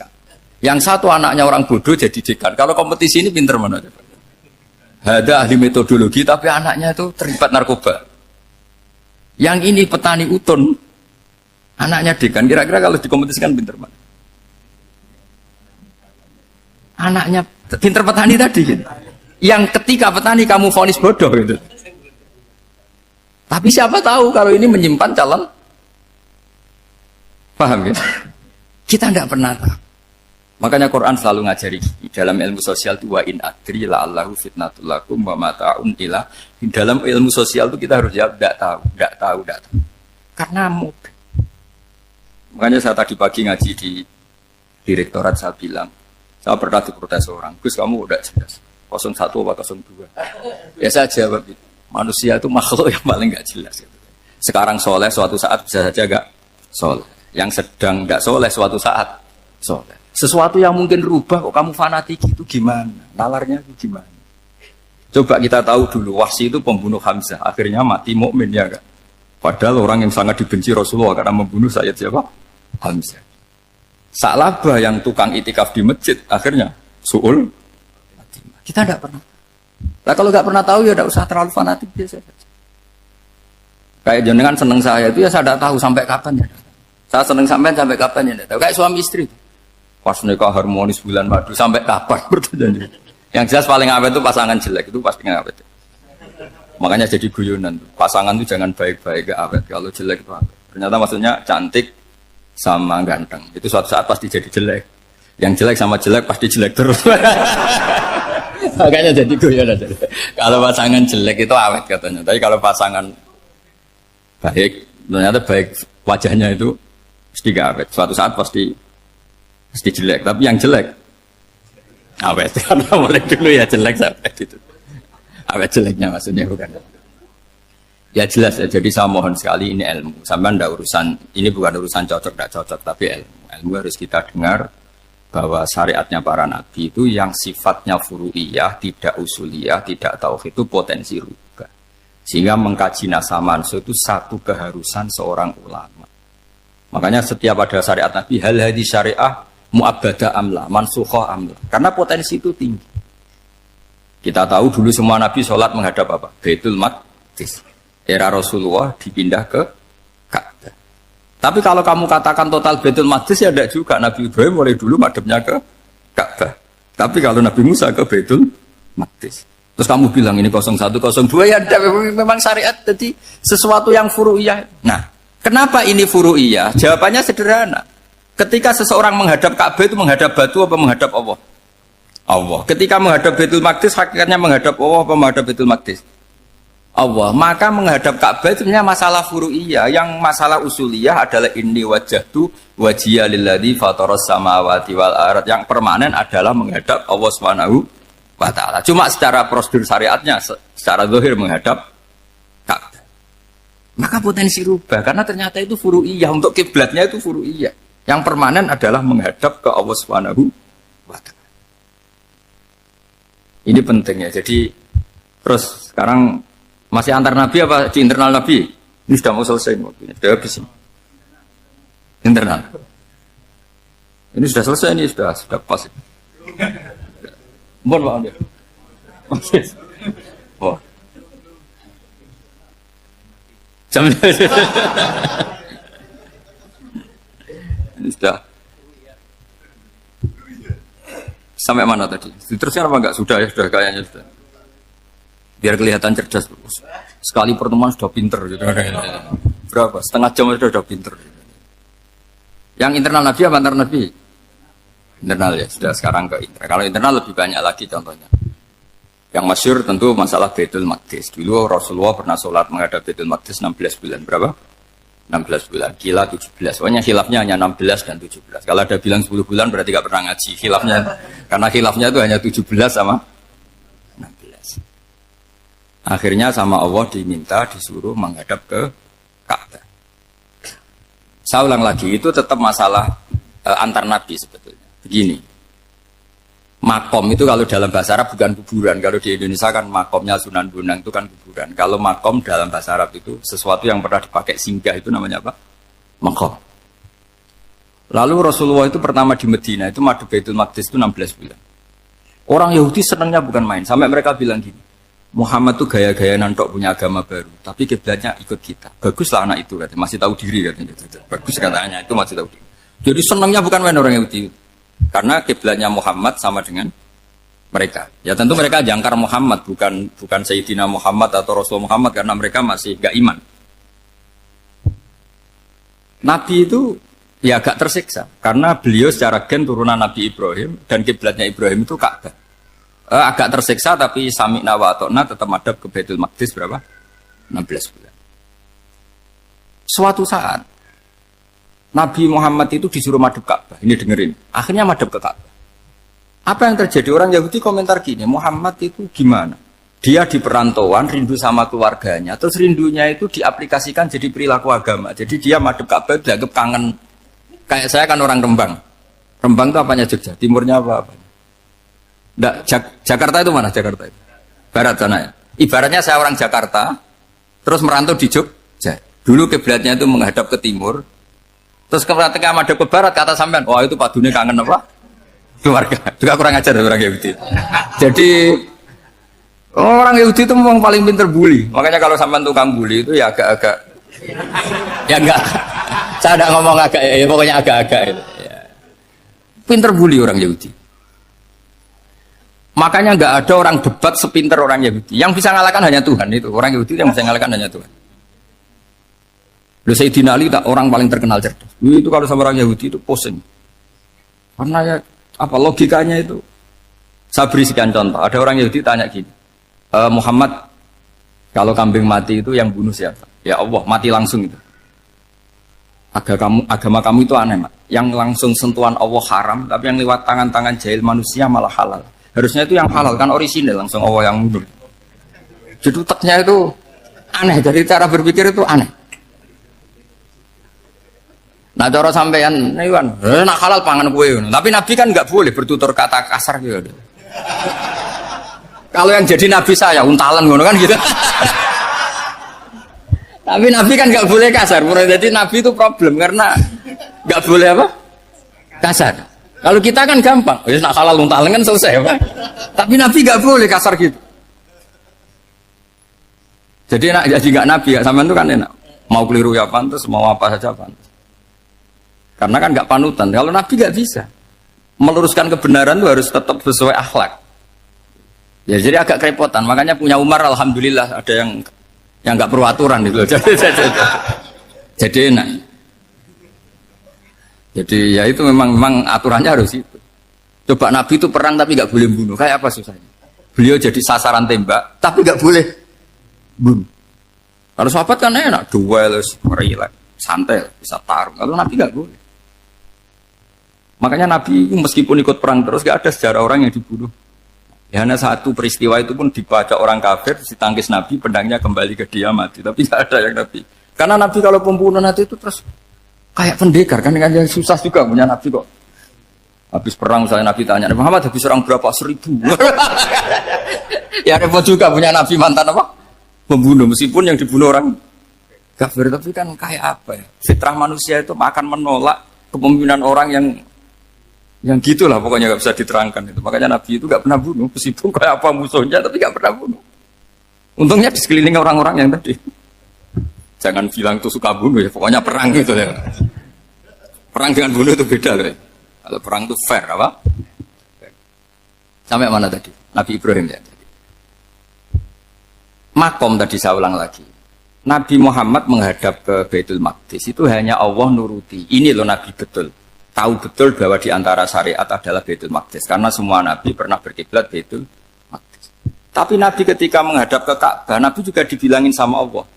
Ini loh syariat yang benar karena Ka'bah juga kiblat sing aktaku, lebih tua ketimbang Baitul Maqdis. Maka disebut Ka'bah Atiqah. Ilal Baitil Atiq. Kalau Quran bahasakan Ka'bah apa? Wal yatawafu bil Baitil Atiq. Atiq itu tua sekali. Sudah. Ketika berstatus tua itu orang Yahudi seneng, mergo roh kelirune Muhammad. Mereka nantang, Muhammad ayo debat terbuka. Nabi rawuh. Bagaimana Anda bilang Ka'bah itu kiblat tertua? Wong Ka'bah itu pertama yang menghadap sana itu ya kamu. Semua Nabi menghadapnya ke Baitul Maqdis. Terus Nabi Muhammad mulai berargumentasi ilmiah tadi. Enggak, Ka'bah itu kiblatnya Ibrahim. Jadi Ibrahim dulu itu yang mulai dulu kiblatnya itu di Ka'bah. Terus orang itu tanya, buktinya apa? Terus dijawab, fihi ayatum bayinatum maqam Ibrahim. Ternyata di situ ada jejak kakinya Nabi Ibrahim, yaitu batu yang diinjak beliau ketika bangun Ka'bah. Itu argumentasi ilmiah. Lah barang orang Yahudi kehilangan ilmu, itu gobloknya orang Yahudi. Makanya yang bisa mengalahkan Yahudi hanya Allah Subhanahu wa taala. Luang Ibrahim saja golongan kita, pengikut kita. Ibrahim itu pengikut Yahudi. Wah, itu Nabi mulai senyum-senyum, mulai tertawa-tawa. Wah, itu goblok, orang terdidik. Karena itu ibaratnya kayak kamu bilang Soekarno itu pengagum Puan Maharani. Kira-kira seperti itu. Soekarno itu pengikut Puan. Karena Yahuda itu Yahuda bin Yakub bin Ishak bin Ibrahim. Saya ulang lagi ya, nasabnya Yahudi ya Pak. Yahuda bin Yakub bin Ishak bin Ibrahim. Jadi Ibrahim itu mbah keempat dari Yahuda. Tapi karena mereka kalah debat, Ibrahim itu pengikut Yahudi, itu sama dengan bilang apa? Soekarno itu pengikut Puan Maharani. Itu kan jadi aneh. Atau Gus Dur pengikut Mbak Yeni, atau Basim Masari pengikut Mbak Yeni, itu kan aneh. Wah, akhirnya sama Allah diingatkan. Makanya ada ayat ha antum haula hajatum fi malakum bi ilm falimatu hajuna fi ma laysa lakum bi ilm. Perjanjian debat ini semuanya harus ilmiah. Tapi kenapa perdebatan Anda malah ndak ilmiah? Karena orang Yahudi iftadohu, malu semua. Wah, semuanya Muhammad. Itu satu-satunya kekalahan orang Yahudi. Tapi ayat-ayat seperti ini itu enggak populer. Ayat ha antum haula hajastum fi malakum bi ilm falimatu hajuna fi ma laysa lakum bi. Jadi Islam, betapa hebatnya Islam. Kalau debat harus ilmiah. Dan Kanjeng Nabi menantang, ini perjanjian kita debat ini ilmiah. Kenapa sekarang jadi tidak ilmiah? Yaitu kamu mengatakan Ibrahim itu pengikut Yahudi. Padahal Ibrahim dengan Yahudi itu dulu Ibrahim. Kan Yesus mat kalah, mat. Tapi tetap ra Islam. Tapi nah, makanya terus Ka'bah dibuktikan ketuaannya lewat apa? Fihi ayatum bayinatum maqamu Ibrahim. Itu bukan makam kuburan. Karena makamnya Nabi Ibrahim tetap di Hebron, di Palestina. Kira-kira itu Palestina. Jari Israel yang Israel, bola menanti. Jari Israel yang Israel, jari Palestina yang saya pernah ziarah ke sana di Hebron. Di makamnya Nabi siapa? Ibrahim. Jadi jelas ya. Jadi nasa mansu itu ketentuan yang dikehendaki Allah Subhanahu wa taala untuk menguji loyalitas manusia, menanggalkan semua akalnya. Makanya saya mohon sekali siapapun yang ngaji saya dimanapun, sekali-kali manusia itu harus menanggalkan akalnya. Sekali Anda pakai akal, maka Anda akan ingkar dengan nasa mansu. Nasa mansu itu hukum yang direvisi, yang dibatalkan. Makanya orang Yahudi lagi-lagi pinternya orang Yahudi. Merovokasi orang-orang yang Islamnya belum kuat, diprovokasi gini. Ungzuru ila Muhammadin tahayyara fi din yukhillu yauman wa yuharrimu ukhra. Lihat itu Muhammad, dia kebingungan cara beragama. Kadang bilang A, besok bilang B. Jadi nasa mansub dianggap satu bentuk kebingungan. Gak kurang ajar tuh. Wah, akhirnya sebagian orang yang murtad. Makanya nasa mansub itu satu peristiwa yang menjadikan banyak orang murtad. Karena diprovokasi orang Yahudi bahwa itu bentuk kebingungan Muhammad. Akhirnya terus saya qulu sufa minan nasi ma wallahum al-qiblati mulati kanu aliyah. Nah, kelirunya orang Yahudi adalah ternyata nasah mansuh yang dipilih Rasulullah itu semuanya ada di Taurat dan Injil. Termasuk di Taurat dan Injil disifati dan Nabi yusolli ilal qiblatin, bahwa Nabi ini akan bersolat dengan dua kiblat. Makanya tetap ditantang. Qul fa'tu bit-taurati fatluha in kuntum shadiqin. Kalau kamu tidak percaya bahwa saya ini orisinil, ayo bareng-bareng mengkaji Taurat. Tapi mereka tidak siap mengkaji Taurat. Karena Taurat semuanya mendukung Rasulullah Muhammad SAW. Fatluha in kuntum shadiqin. Makanya ini penting sekali ngaji. Jadi perdebatan itu macam-macam. Dan itu pinternya orang Yahudi. Ungzuru ila Muhammadin tahayyara fi dini yukhillu yauman wa yuharrimu ukhra. Ini penting sekali. Makanya nasa mansu itu uji loyalitas. Itu Imam Malik kalau mencontohkan ke Imam Syafi'i. Saya berisikan contoh fikih. Ini saya melanggar waktu. Ini sudah saya yang tidak mengesahkan diri saya. Ya misalnya ini ya, ini kertas bawa ya, ini kertas saya bawa. Terus ini tak kasih uang misalnya, uang 100.000. Atau kalau contoh Imam Syafi'i dulu dididik Imam Malik begini. Ya Syafi'i, kalau kamu punya 2 budak, 2 pembantu, kalau dulu kan masih ada budak, 2 pembantu lah kira-kira. Seneng mana, yang cerdas sama yang goblok? Seneng yang cerdas. Kalau yang nurut sama yang bantahan, seneng yang nurut. Lah yang nurut itu yang goblok. Makanya tinggal dibalik saja. Kamu tak beda ya. Seneng mana punya istri yang cerdas apa yang goblok? Coba jawab. Atau ibu-ibu mbak-mbak ini, seneng mana punya suami yang cerdas atau yang goblok? Kalau cerdas gak bisa diakali. Tapi goblok nurut tapi ya kadang sini-sini kan dengan sini. Nah, itu kan antar manusia. Masalahnya kita menghadapi Allah Subhanahu wa taala yang semua kita pasti bodoh. Kita menghadapi Allah Subhanahu wa taala yang semuanya kita pasti bodoh. Allah jelas ngendikan wa kanal insanu dzaluman jauhlah, manusia itu banyak dolimnya. Dolim itu sifat mubalaghah. Kalau orang dolim sekali dolim, kalau sering zalum, kalau jahil biasa jahil, kalau banget jahili jahul. Bahasa Arab kan gitu memang. Ghafir, pengampun biasa. Kalau ghafur selalu mengampuni. Syakir, makanya sifatnya Allah Ta'ala ikut wazan fa'ul semua. Ghafur, syakur, atau diikutkan wazan fa'al. Kalau goblok biasa jahil, goblok banget jahal kan itu. Kafir biasa kafir, kalau kafir banget kafar. Ya, jadi wazan balaghah itu bisa fa'al, bisa fa'ul ya. Kafirin, kafar atau kafur. Paham ya?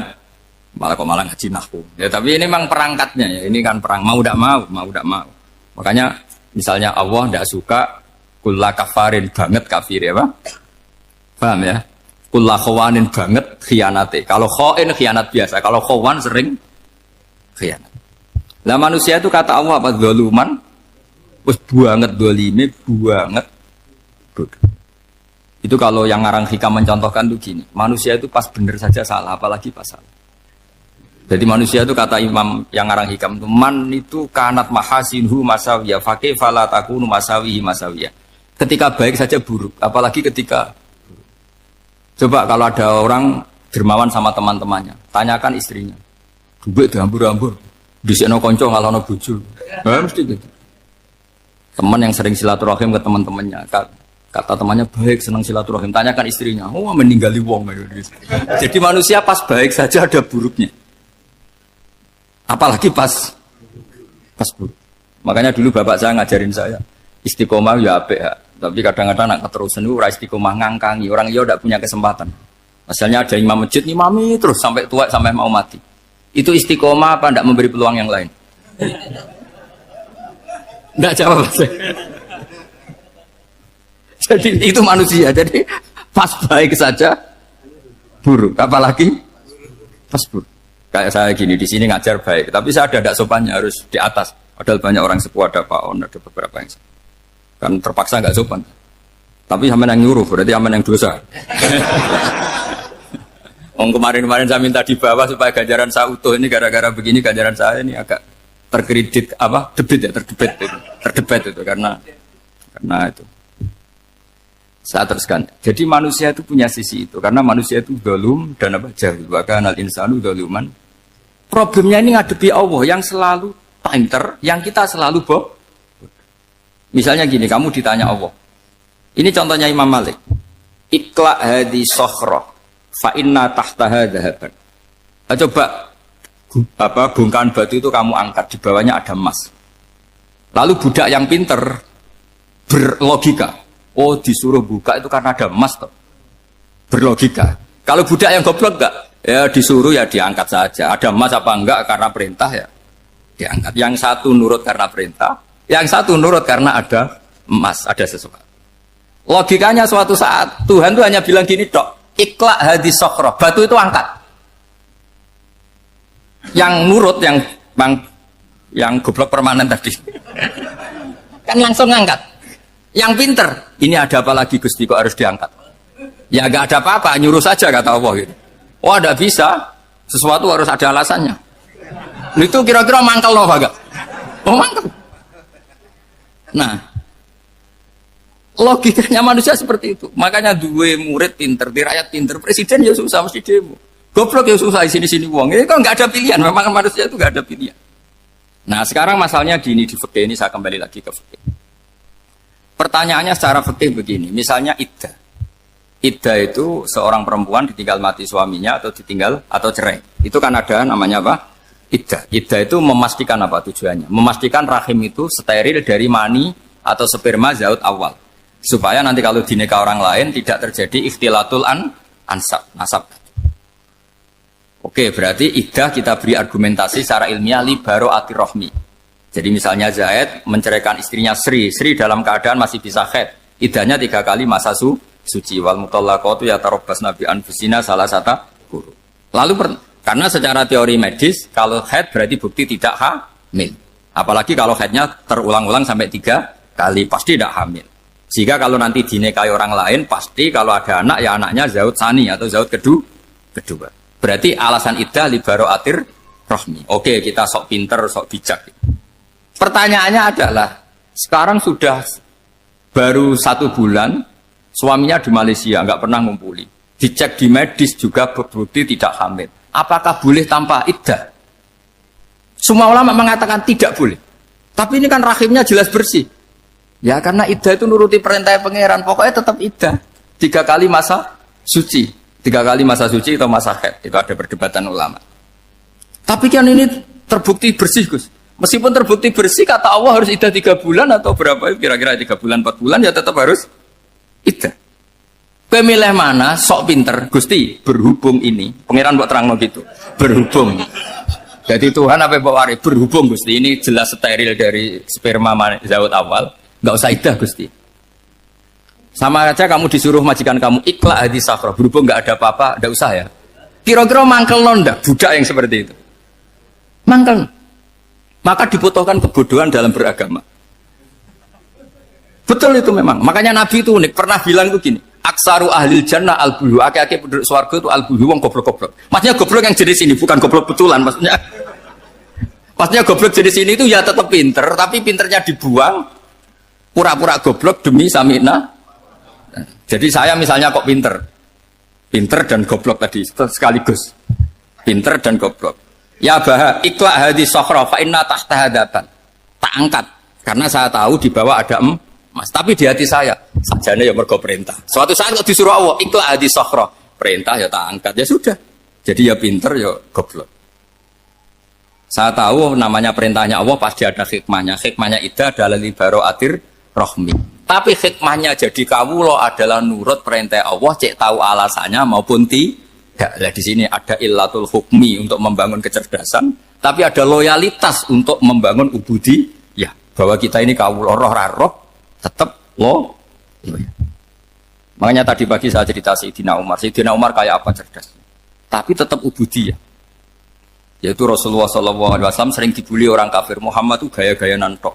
Wong ora oleh nyembah berhala, ora oleh nyembah watu, jebule dekne nyembah Hajar Aswad. Karena dilihat dari jauh kan tetap nyium Hajar Aswad. Coba kalau kamu lihat dari jauh, kamu sujud dari jauh kan kayak sujud sama batu. Makanya Sayyidina Umar karena orang kafir masih cara berpikir gitu, tiap nyium Hajar Aswad itu komentar gedumel. Alim tu annaka hajarun la tadurru wa la tanfa. Walau la anni ra'aitu Rasulullah qabbalaka ma qabbal. Aku roh nak watu, ora mandoroti, ora manfaati. Kalau saja saya tidak melihat Nabi nyium kamu, saya tidak sudi nyium kamu. Jadi tidak berdoa, doa mustajab itu tidak berutuh. Karena apa? Umar tahu ini masalah secara tauhid. Kalau saya doa depan Hajar Aswad nanti dikira syirik, karena berdoa di depan batu.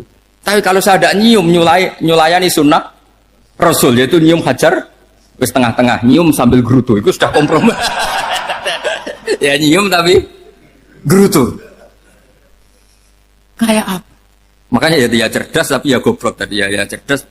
Itu uniknya Rasulullah. Jadi muji orang pintar ya sudah lah. Tapi Nabi pernah dalam satu hadis mengatakan aksaru ahlil jannah al-bulbu. Aki-aki penduduk swarga itu orang bodoh. Artinya orang bodoh itu bukan bodoh betulan. Dia meninggalkan akalnya demi loyalitas ubudiyah. Nah, untuk menutup sesi ini terakhir betul, saat tutup slide ini selesai. Untuk menutup itu bukti begini, perang Badar itu perang yang nggak mungkin dimenangkan umat Islam karena orang kafir itu 1000 dengan pasukan full dengan peralatan perang full. Rasulullah itu tahun kedua Hijriah itu pasukannya hanya 313. Itu pun pedang itu untuk orang 5 itu hanya ada pedang 1. Jadi kalau mau dibaca orang, sih kang nilai pedangnya aku. Itu kan nggak kebayang perang dalam keadaan seperti itu. Jadi mesti kalah, orang kok mungkin kalah, mesti. Tapi Nabi tetap bilang, saya ini disuruh Allah perang, ya harus berangkat. Yaitu perang Badar. Kata para sahabat, ya Rasulullah ini nggak masuk akal, sudah nggak usah perang, ini nggak masuk akal, mau store nyawa. Sudah gitu dadaan, nggak ada persiapan. Lucunya apa? Sahabat itu ketika Nabi tetap berangkat. La akhrujanna walau waqti. Nabi menginginkan saya tetap berangkat meskipun sendi. Setelah Nabi berangkat sekian meter, tuh sahabat ikut semua. Kata Nabi, lah kamu kok ikut? Ya ikut saja. Kata kamu mesti kalah. Ya anggap saja setor nyawa. Demi loyalitas pada jenengan. Itu makanya nggak ada periode sebaik periode sahabat. Tapi yang gerutunya jalan. Karena gerutu ini bawaan ilmiah. Makanya kita loyal sama presiden. Tapi yang nggak cocok ya gerutunya jalan. Tapi bawaan mencintai Indonesia tetap jaga stabilitas. Itu bawaan cinta Indonesia, bukan cinta pejabatnya kadang. Gerutunya jalan. Tapi bawaan loyal sama Indonesia tetap mengaku. Bawaan loyal sama Rasulullah tetap ikut perang. Bawaan akal karena nggak masuk akal ya gerutu. Dan itu uniknya Quran itu mengapresiasi itu dan dianggap nggak masalah. Saya bacakan ayatnya. Kama akhrajaka rabbuka min baitika bil haqq wa inna fariqam minal mu'minina lakarihun yujadilunaka fil haqqi ba'dama tabayyana ka'annama yusaquna ilal mauti wa hum yanzurun. Peristiwa Badar ada peristiwa kamu itu keluar untuk perang. Sahabat kamu ngikuti, tapi mereka lakarihun, enggak senang sebetulnya. Karena enggak masuk akal. Ya geremeng tapi ya derek. Yujadilunaka fil haqq, mereka mendebat kamu dalam kebenaran. Jadi ya Rasulullah wong perang karuan kalah jenengan lakoni alasane nopo? Lah kok melok? Ya saya harus ikut jenengan Nabi. Itu unik. Kalau orang sekarang mana mau, kalau gak masuk akal gak mau melakukan. Coba misalnya istri kamu belajarnya dikurangi. Anggap saja petualangan latihan hidup di masa lalu. Gak mau. Padahal petualangan itu hal yang indah. Petualangan itu kan hal yang indah, kan gak mau. Oh ngirit alasan. Tapi lucunya kalau dijak camping bermiskin-miskin di hutan mau. Karena PDW, tapi suami yang ngongkon. Ayolah seminggu ini kita model miskin, anggap saja petualangan masa lalu. Enggak mau. Karena pinter, apa? Coba kalau bodoh. Ya ngono ya rapopo Mas. Tapi resiko anak bodoh, pas kamu sakit ya dibiarin. Karena dia melihat sakit kan biasa, namanya manusia. Jadi makanya ini pilihannya susah, hidup itu maksud saya makanya ini. Jadi uniknya Quran gitu, Quran itu membolehkan psikologi manusia. Makanya Allah ngendikan kutiba alaikumul qital wa huwa kurhul lakum. Ya saya tahu kamu tidak suka perang. Allah yang ngakui wa huwa kurhul, enggak apa-apa. Tapi ketidaksenangan kita harus dilawan demi mengikuti Allah dan misalnya perempuan Allah juga gitu, wa ashiruhunna bil ma'ruf. Gauli istri kamu muamalah secara baik. Kata Allah fa in karihtumuhunna fasa antakrahu syai'a wa ja'alallahu fi khairam katsira. Mungkin ada watak yang kamu tidak suka, tapi di situ ada kebaikan. Allah ngaku yang namanya suami mesti ada watak yang nggak suka dari istri. Juga sebaliknya lebih banyak lagi yang suami istri kamu tidak suka watak kamu. Juga nggak suka hidung kamu, wajah kamu banyak lah yang nggak disuka.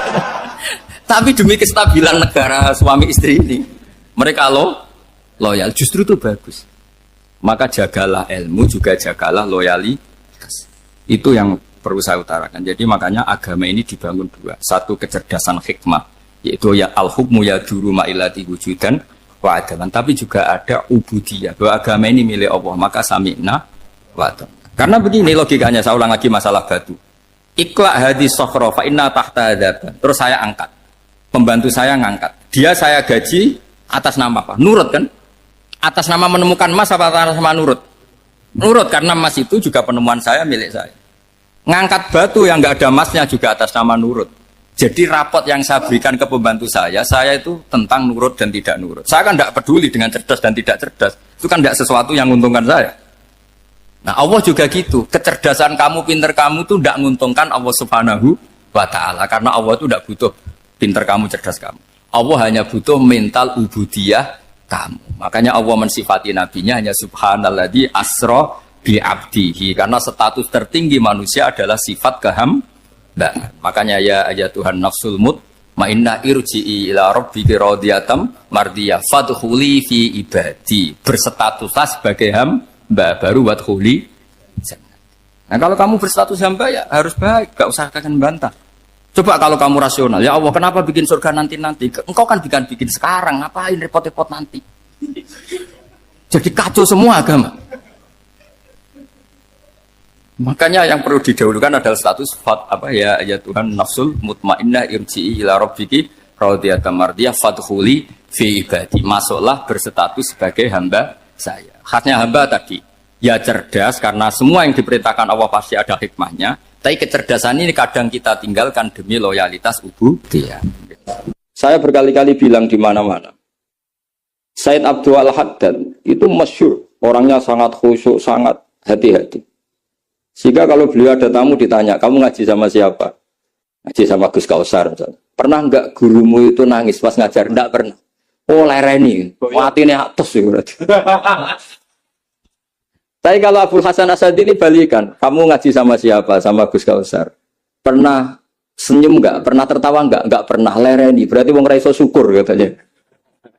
Jadi Abdul Hasan Asadi itu senang guru yang agak-agak uraan, yang sewantai, yang karena dianggap ekspresi apa? Syukur. Kalau Said Abdul Haddad gak suka seperti koyok seradi dosa ya. Ini dua kutub besar dalam tradisi wali. Dan itu enggak masalah. Saya punya kitab indukannya Imam Ghazali itu banyak, termasuk kitab Nihayatul Matlab fi Dirayatil Madzhab karangannya Imam Haromen. Itu yang direvisi Imam Ghazali sebagai muridnya juga banyak. Imam Malik mazhab yang direvisi Imam Syafi'i juga banyak. Imam Syafi'i yang direvisi Imam Ahmad ya banyak. Bahkan Imam Nawawi ketika ngarang Minhajut Thalibin yang beliau memaklumatkan bahwa ini mukhtasar dari Muharrar. Itu beliau juga sering kritik kitab Muharrar, indukannya kitab Minhajut Thalibin. Sehingga beliau ngintikan kultu al-asoh kada, wal asoh kada. Tapi ya tadi kamata dinu dudanu. Akhirnya Imam Nawawi ya nasibnya agak sial. Kitab Minhajut Thalibin itu digubah oleh Zakaria Al-Ansari, namanya Manhajut Tullab. Itu ya akal-akalan toh. Minhaj sama Thalibin, yang satu pakai masdar minhaj, yang satu pakai jamak mudzakkar salim Thalibin. Terus dirubah Zakaria Al-Ansari jadi Manhajut Tullab. Itu kan akal-akalan toh. Thalibin kalau dijamak akan taksir kan memang Tullab. Thalib kan boleh Tullab, boleh Thalibin. Dibully sama Zakaria Al-Ansari, wa takfiri bidzalik awla min takfiril asli kada wa kada. Zakaria Al-Ansari nasibnya baik karena setelah beliau sudah ada orang alim. Jadi tidak ada yang ngelawan kitabnya. Jadi sebenarnya kalau ada orang yang alim kayak beliau mungkin jadi bully juga, berhubung nggak ada ya aman apa? Aman. Alfiyah juga gitu, kurang terkenalnya Imam Sibawayh, presidennya ilmu nahwu. Tapi Imam Ibnu Malik ya biasa bully. Kada kakhiltanihi wattisolan akhtaru ghairi ikhtaro infisolan. Ya biasa saja beliau. Padahal maksudnya ghairi itu Imam Sibawayh. Biasa beliau bilang wa'autu khafidin la ta'atfin ala dhamir khafidin laziman qad ju'ila walisa inti laziman. Ya biasa seperti itu. Jadi kalau menurut beliau marartu bihi wa bi zaidin, tapi cara orang lain marartu bihi wa zaidin ya boleh. Wa'autu khafidin la ta'atfin ala dhamir khafidin laziman qad ju'ila, berarti marartu bihi wa bi zaidin. Tapi cara Ibnu Malik boleh marartu bihi wa zaidin, tidak usah mengulang al-jar, huruf jar. Itu biasa dalam tradisi ilmu, jadi senior digugat junior biasa. Tapi insya Allah bukan karena kayak Fasul Masail di sini, itu pasti karena ta'anut itu tadi. Kita harus di pendapat kok kalah kan izin, terus noes, sawur-awuran sidik. Lah nanti musokhai bendarani bijak muni maukuf. Aslinya campur raiso nih, apa ya? Karena saya jadi musokhai berkali-kali, jadi saya tak bingung sebenarnya maukuf. Dan ini tidak ngeritik, ini fakta. Jadi sama tidak usah tersinggung. Tersinggung malah beneran orang udang menang. Mengkoloni udang mriki mboten pati ikhlas gara-gara sesuk kalau teng Sedang, gara-gara jual nama Gus Kausar. Sekolah nu pengapesan pernah sebuah, apalagi kemarin ya sering lah saya ketemu beliau di Mbah Jamil.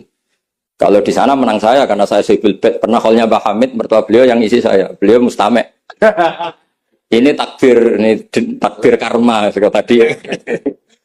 Itu bisa diviralkan, Gus Bak ngaji Ihya sama Gus Kausar.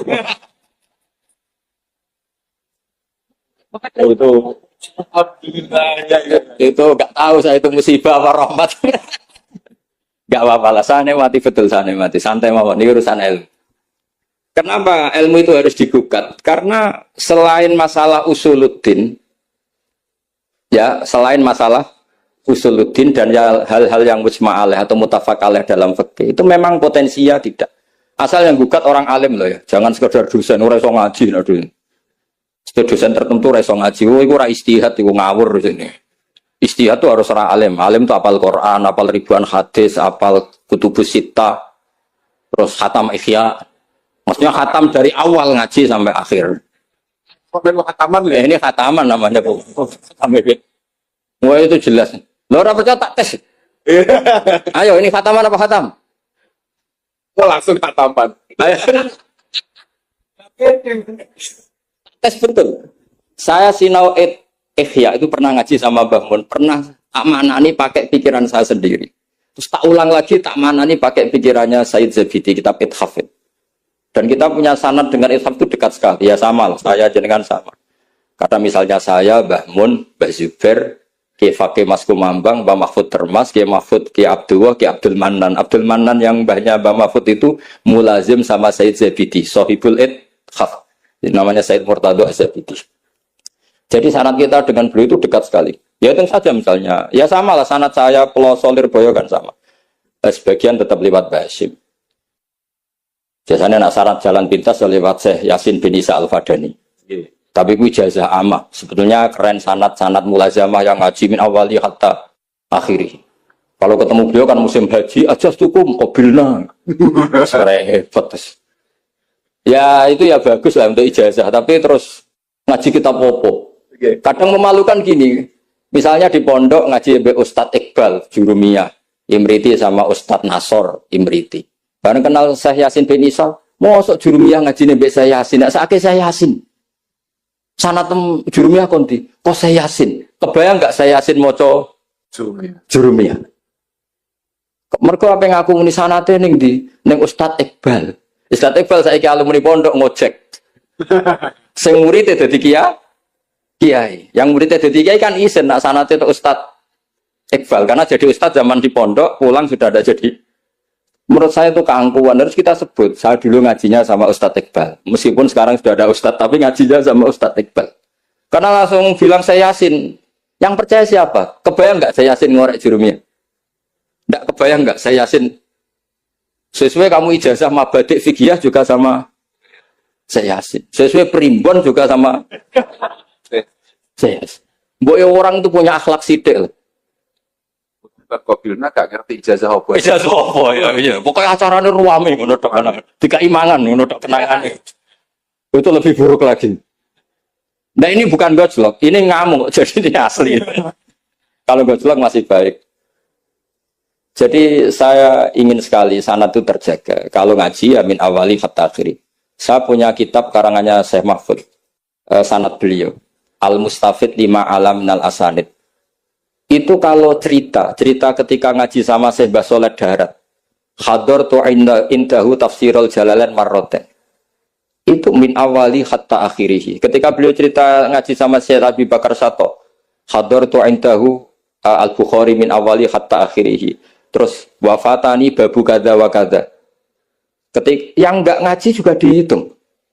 Terus yang ketika bab yang fatani itu saya ngaji lagi sama Syekh ini, termasuk sama babahnya Habib Anis, namanya Muhammad bin Husain Al-Habsyi.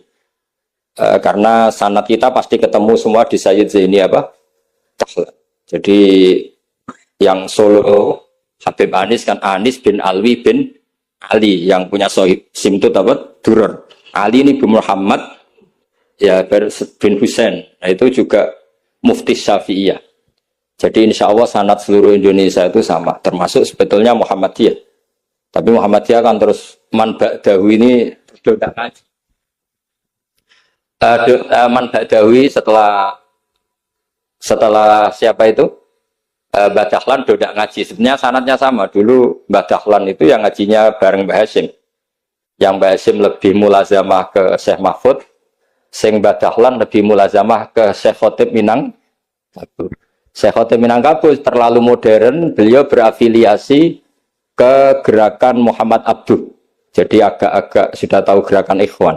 Sehingga Mbah Dahlan pulang ke Indonesia dengan gaya reformis yang Mbah Hashim tetap mengikuti tradisi salaf karena beliau lebih terbentuk oleh Syekh siapa? Mahfud. Kita tahu Syekh Mahfud itu, dan itu beliau nggak pernah ngajar kitab besar, nggak pernah ngajar Ikhya atau kitab-kitab besar. Beliau mau ngajar kitab yang bisa dihafalkan. Jadi kalau muridnya nggak sanggup muhafadzah, nggak mau ngaji beliau. Makanya kita ini wajib menghafalkan, itu sebenarnya ya korban dari tadi. Jadi muhafadzah itu bagian dari itu. Tapi ini korban baik, tentu korban baik. Cuma kritik saya pada pondok-pondok, itu muhafadzah sekarang itu menjadi syarat kenaikan kelas. Dulu itu enggak, muhafadzah itu syarat menjadi orang alim. Sekarang enggak alim pun sebenarnya muhafadzah. Akhirnya banyak yang hafalannya alfiyah hafal tapi ora paham alfiyah, sing paham ora hafal. Karena biasanya wong paham itu kan banyak analisis. Nah, saya termasuk yang bejo ya paham ya hafal. Ini syukur. Tapi saya harus lebih syukur Gus Kausar. Karena tadi wis paham apa yang ngaji abe aku. Jadi ini masih ngalah saya. Saksinya banyak lagi pas ngaji. Dulu Gus Kausar pas di dalamnya bangun bilang saya gini, Gus kalau pengen ngaji dengan saksinya mau sitok. Ini pas aku ngaji ini waktunya wakil. Jadi untung beliau di bang saya. Tapi tidak apa-apa. Saya ikhlaskan itu bahasa saya aman. Ilmu itu harus dikritik. Sehingga dulu ulama itu biasa tadi. Saya contohkan dari Alfiyah ya. Karena yang identik dengan Mbah Jazuli. Ibnu Malik itu muridnya Imam Sakhawi. Beliau ahli qiraah asab. Imam Sakhawi itu muridnya Imam Syatibi. Kita tahu Imam Syatibi terkenal sekali dalam dunia sab'ah. Kan Nawawi fil fikhi kira-kira. Karena yang bisa menerjemahkan sab'ah populer itu Imam siapa? Syatibi. Yang punya karangan Khirzul Amani. Saya pernah belajar kitabnya Khatam. Sehingga Ibnu Malik itu terbentuk oleh qiraah sab'ah. Sehingga kalau beliau mengatakan fin nazmi wan nasri sahihi musbata. Teori saya itu bisa dibuktikan baik dalam syair, maksudnya nazam di situ adalah syair, wan nasri sahih. Nasri sahih artinya qiraatu Abi Amrin. Karena qiraatu Ibnu Amrin itu mengatakan wattaqullahalladzi tasaaluna bihi wal arhami. Kalau dibaca wal arhami artinya ada maktuf pada maktuf alih dhamir majrur min ghairi i'adatil jari, yaitu wal arhami diatafkan pada bihi tanpa mengulang huruf jar. Tapi jumhur tentu lebih keren karena jumhur ngikuti qiraah masyhurah wattaqullahalladzi tasaaluna bihi wal arhama. Jadi jumhur memang bacanya wal arhama diatafkan ke Allah, bukan diatafkan ke bihi. Ketika Ibnu Malik mengatakan fin nazmi, saya tuh nggak pernah terencana mau ngomong ini gara-gara ini mau bully Gus Kausar ini tadi. Maksudnya mau bully tadi dulu guru-guru kita pindah pondok ke Peloso karena kepengen alfiyahnya Mbah Jazuli. Itu harus terjadi lagi era cucu-cucunya, jangan sebaliknya. Ya siap demo ya. Kawani nah santri Peloso pasti. Walat. Nah ini ngeritik yang membangun. Jadi Ibnu Malik karena cucu murid sama Imam Syatibi itu dia ahli qiraah sab'ah. Sehingga bacaan-bacaan di sab'ah itu yang menjadi dalil beliau ketika punya rumus nahwu. Termasuk beliau meyakini bahwa seperti itu ada, yaitu fin nazmi wan nasris sahih. Maksudnya nasrah itu qiraatu Abi Amrin atau ba'dul qurra sab'ah membaca apa? Wattaqullahalladzi tasaaluna bihi wal arhami, bukan wal arhama dalam qiraah itu. Sehingga sebetulnya kalau bicara sanad itu tidak ada ilmu yang asing. Ya tadi karena bapak saya hafid, bapak saya ini teman abahnya ini. Bapak saya dulu akrab sama Gus Mek, Gus Dah. Beberapa kali putranya Gus Dah lahir itu yang semaan bapak saya. Bapak saya itu hafal Quran. Makanya saya ketiban barokah beliau saya juga ngapalkan Quran mulai kecil. Terus saya sambil ngaji di sarang. Jadi saya termasuk wong bejo. Di ngaji fikihnya di sarang, terus saya punya tradisi keluarga Quran karena buyut-buyut saya dari ibu itu semuanya keluarga Quran, yang dari bapak itu keluarga ahli tirakat. Jadi cara kalau daftar wali insya Allah cepet. Karena mbah saya dari bapak itu tidak pernah keluar dari kamar. Jadi kayaknya cepet lah kira-kira gitu. gambar lah. Iya, jadi saya ini daftar wali ya gampang, daftar ulama ya gampang. Kalau daftar orang goblok nggak daftar sudah jadi. Itu lebih gampang lagi gitu. Lebih gampang lagi. Itu adalah murid Sayyid Abi Bakar Syato. Abi Bakar Syato itu kalau Jawa itu kira-kira ruju lah. Itu yang barep namanya Umar Sato. Sayyid Umar Sato itu yang gurunya Mbah Mat, mbahnya Mbah Mun. Mbah kandungnya Mbah Mun dari ibunya namanya Ahmad bin Syuaib. Itu dulu mondok di Mekah muridnya Sayyid Umar Sato.